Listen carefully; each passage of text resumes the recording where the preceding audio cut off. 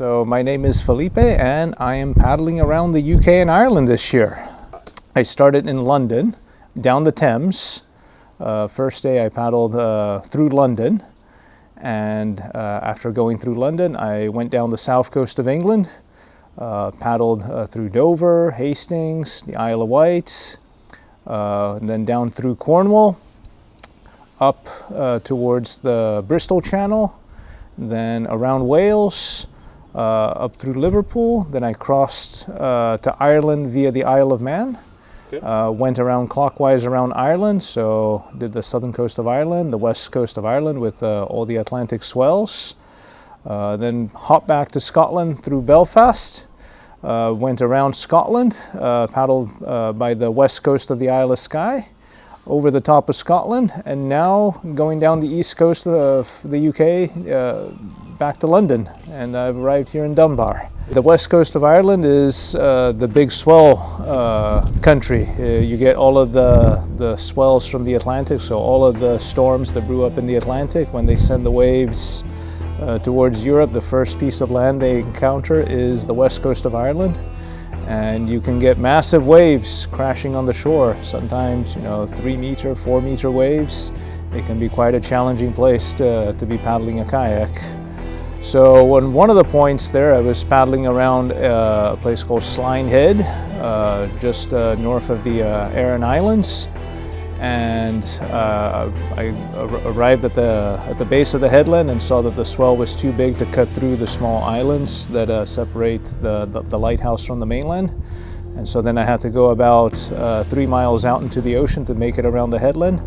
And getting that much distance away from the coastline, the swells build up quite considerably, and I was paddling through 3 meter swells there to make it around the headland as the waves were breaking on the rocks near the lighthouse. It was quite a scary experience there, about the limit of my abilities for what I feel comfortable doing on my own. So what inspired me to come and paddle around the UK and Ireland? Well, I've done a few other trips before. The most recent trip I had done was to paddle around Vancouver Island in Canada, and it was a trip where I felt that I tested my ability, that I could move on to the next challenge after completing that. And so I thought, well, okay, well, the UK is a place that is, it's got some dramatic coastline, and it's equally, it's a bit more challenging. And so then that was one of the reasons why I decided to come to the UK. The other reason was because the kayak I paddled in is called the Rockpool, and it's a British kayak, which meant that if I were to paddle around the UK and Ireland, I wouldn't have to bring my kayak here. I could just buy the exact same one here in the UK, and then sell it off at the end of the trip. So logistically, that made it a lot simpler. And the third reason was because there's a lot of paddlers here in the UK and Ireland. There's a big paddling community, and I knew I would meet lots of different paddlers and interesting folks along the way. And you mentioned that paddling community. Tell me about some of the people you've met on this journey. Yes, I met a lot of different paddlers. In Cornwall, I met a gentleman there that has also paddled around Ireland, and he gave me some pointers there for the places there that I could go, things to keep an eye out on. In Ireland, I met several other folks who've paddled around Ireland. I've also met another gentleman there by the name of John Hines, who had paddled around Ireland some 10 years ago, so he was also very knowledgeable about the coastline, since he lives in the area.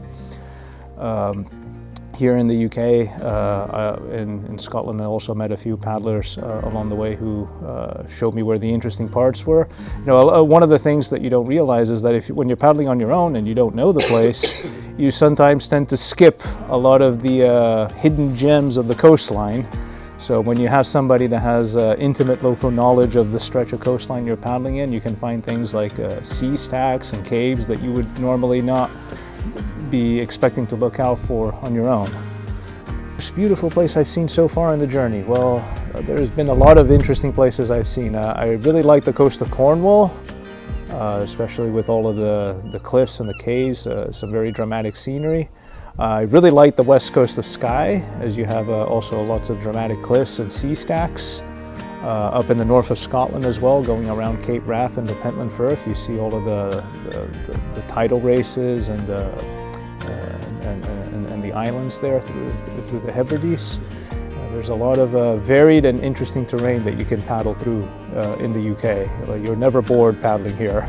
Okay, so yeah, how's the journey been? Yeah, so thus far I've paddled almost 3,000 miles since I left London back in March 11th, and I have a little under 500 miles left to go before I make it back to London.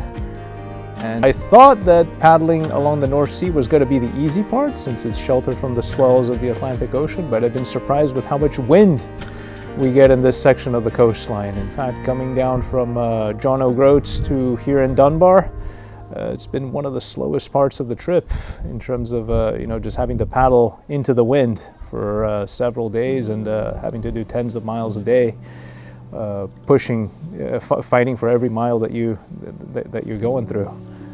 And yesterday, we met, you and I met just outside the harbour wall as you were entering Dunbar. How far had you travelled yesterday? Yesterday I covered 51 miles. So when the wind dies down, you have to squeeze as much effort as you can when the situation allows it. So yesterday the headwind died down a bit. It was only about 10 miles per hour. And so I left before sunrise. I was putting the boat on the water, leaving from Montrose, and I paddled down to Dunbar, and I arrived here close to sunset. So that was, in terms of time, that was the longest day I paddled. I paddled almost 14 hours to cover the 51 miles. But not your longest paddle, you said? Not my longest paddle in terms of distance. My longest paddled was in the Isle of Skye, crossing back to the continent. There I managed 59.5 miles. So I document my trips as I'm doing them. I have a Facebook page called Around on My Kayak, where I tend to post almost every day what happened during that particular day as I was paddling. So I'll post photographs and I'll give a brief summary of what happened on that day.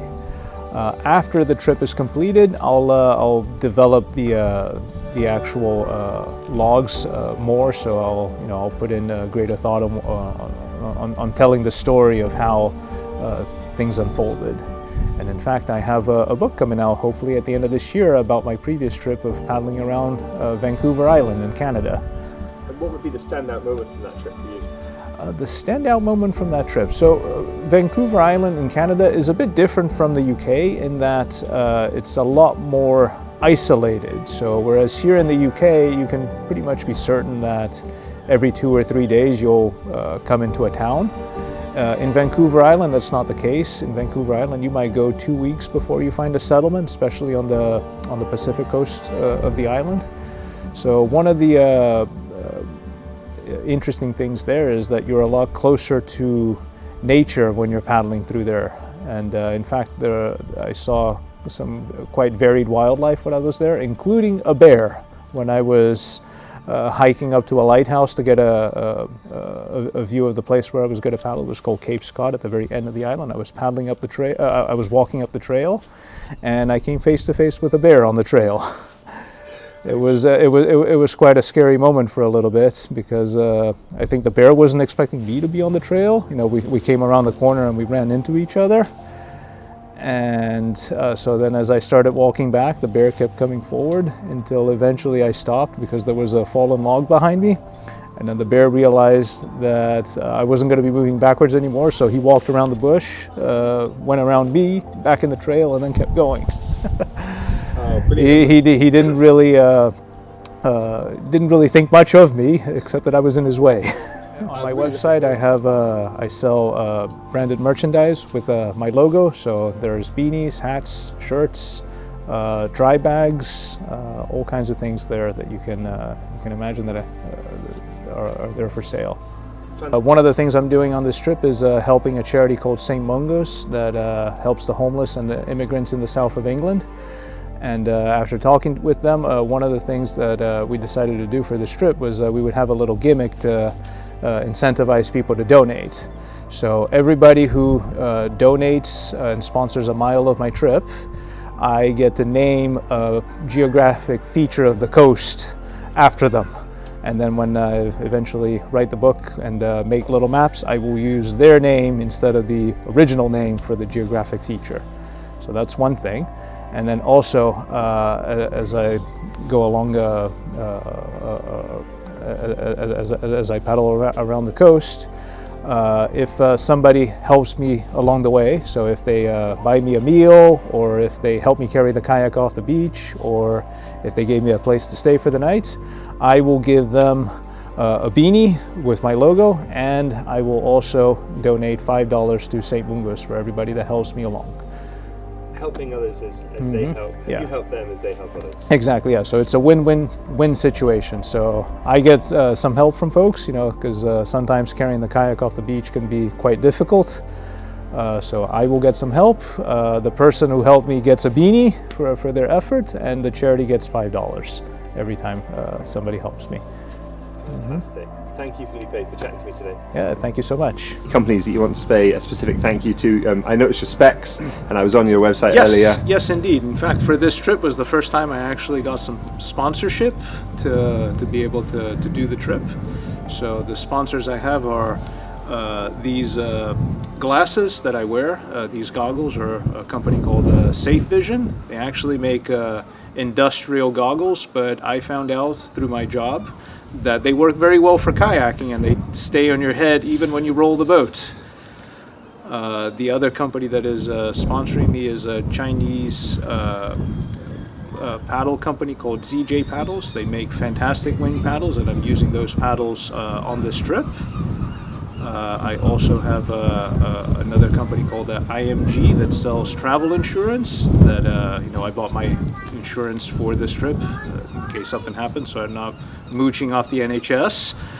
Sponges called Swoosh. They gave me 30 sponges to give away to folks along the way, and these sponges, I keep them in the hatches of my kayak, because if a little water gets in, so the sponge will soak up the water and it won't get things wet. And also another company that is sponsoring me is the sail on my kayak called Falcon Sails, so they're sponsoring me. And the company that makes roof racks for you to put your kayak on the roof, spongy roofs. The company is called Me Rack, and I used their rack to go pick up my kayak from the factory. In fact, my kayak is built by Rockpool in Anglesey, in a town called Holyhead, and I arrived in London. So when I arrived, the first thing I had to do was to go pick up the kayak. So I rented a car, drove to Anglesey, got the kayak, put the kayak on the roof with the Me rack, and then drove it back down to London, while at the same time praying that it was going to stay there. And I wasn't going to run into any problems with driving an 18-foot kayak on the highway that was longer than my car. Absolutely. Thank you very much, Felipe. Is there anything you want to add before we close up? I think I'm good. Good. All right, thank you. Thank you very much, Felipe, for that.